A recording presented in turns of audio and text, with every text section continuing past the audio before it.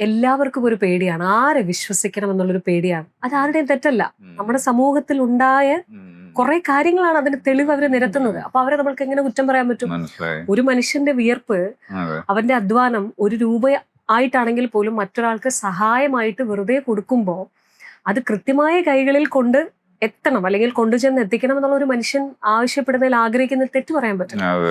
So അത് അവന്റെ അവകാശമാണ്. അപ്പൊ അവനിൽ നിന്ന് അവന്റെ ആ 1 രൂപയെങ്കിലും നമ്മൾ മേടിക്കുമ്പോൾ അത് നമ്മൾ പ്രോപ്പർ ആയിരിക്കണം, നമ്മൾ വളരെ ട്രാൻസ്പെറന്റ് ആയിരിക്കണം. ആ വാക്ക് തന്നെ ഞാൻ ഉപയോഗിക്കാൻ ആഗ്രഹിക്കുകയാണ്. ട്രാൻസ്പെറന്റ് ആയിരിക്കണം എന്നുള്ളത് നമ്മൾ അവർക്ക് കൊടുക്കുന്ന ഒരു വിശ്വാസമാണ്. അതുകൊണ്ട് തന്നെ ഒരുപാട് നെഗറ്റീവ്സ് വരും. പക്ഷെ നമ്മൾ നമ്മുടെ തെളിവുകളെല്ലാം ഇങ്ങനെ നിരത്തും. ഇങ്ങനെയാണ് പോകുന്നത്. നിങ്ങൾക്ക് ഏത് നിമിഷവും വരാം. നിങ്ങൾക്ക് എങ്ങനെ വേണോ ഇതിനെക്കുറിച്ച് അന്വേഷിക്കാം. ഞങ്ങളിവിടെ ഉണ്ട്, ഞങ്ങൾ എവിടെയും പോയിട്ടില്ല.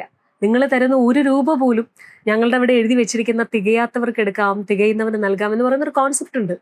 അത് ഞങ്ങൾ അവരിലേക്കാണ് എത്തിക്കുന്നത്. അത് ഭദ്രമായി എത്തും.